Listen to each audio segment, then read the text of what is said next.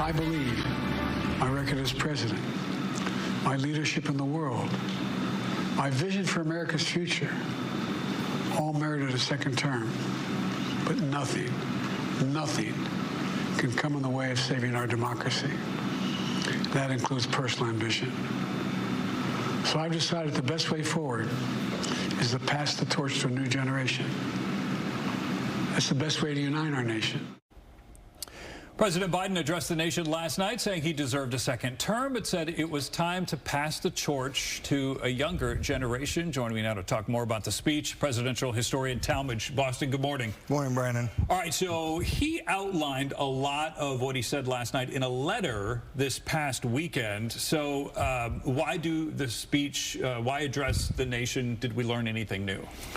I don't know that we learned anything new, but a cold letter was insufficient. If you're making a historic decision like this to step down shortly before your party's convention, not too far away from the election, you've got to have a personal explanation, which he delivered in 11 minutes last night. Yeah, and some people are wondering, so if he believes that he's not mentally or physically up to a campaign, why did he decide not to resign and to play out the rest of his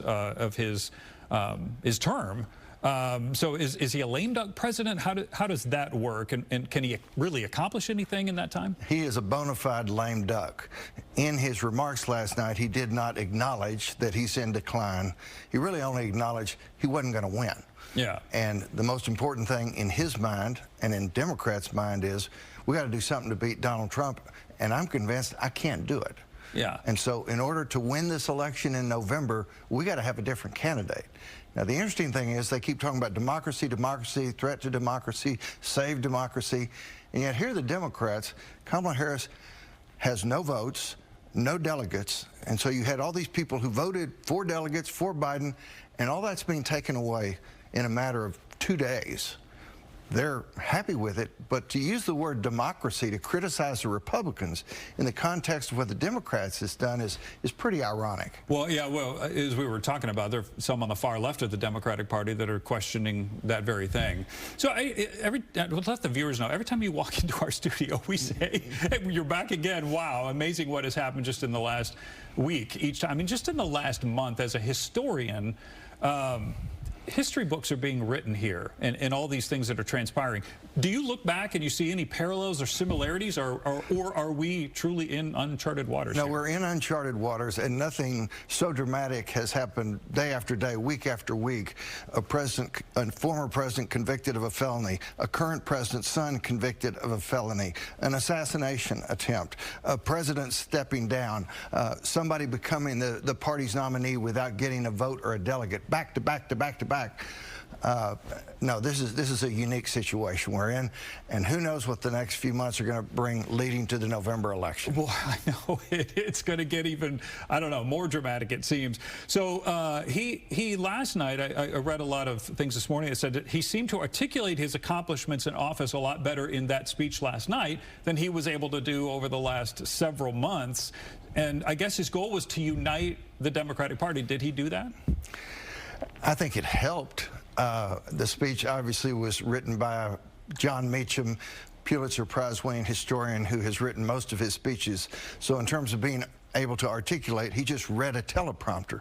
Interestingly, when he was quoting Ben Franklin about it's a republic if we can keep it, he couldn't even get out the words constitutional convention, which is where Franklin said it right after the convention ended. So his ability to read a teleprompter in recent days has become more and more difficult, and you saw that in the expression on his face. But in terms of uniting the Democrats, Kamala Harris is who's united the Democrats. And anybody who underestimates her potential to make this a very close election is missing the boat.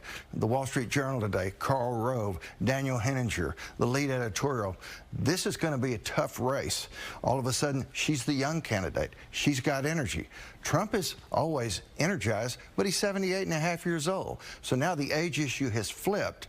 Trump had an incredible opportunity at his convention to act big, to say things to try to unify things, and for the first half of his speech he was doing that, but then he twisted off into the old Trump, and it was just a riff of the things he likes to talk about, losing the opportunity, wearing out the crowd, and since Biden has stepped down, he has not shown grace of any kind, keeps calling him crooked Joe Biden. That's out of step with the way most people are responding, even Republicans. We're all very thankful that Biden has stepped down. We were all scared to death that we were going to have a president who doesn't function anymore, who can't finish the Senate. So this is a good thing for all Americans. Now, as for the next 6 months until the January inauguration, it'll be presidency by committee.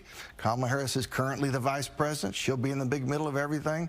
Hopefully, we won't have Russia or China or Iran challenging this. They may, but they'll have to deal with it. So again, back to your point, every day is an adventure. Who knows what our enemies are planning to do, knowing that the country is in this state of uncertainty and breaking news every single day, seemingly. There's never been a time like this. And historians like you are frantically documenting it all. All right, Talmage Boston, we appreciate your time this morning. Thank you. Okay, Brandon.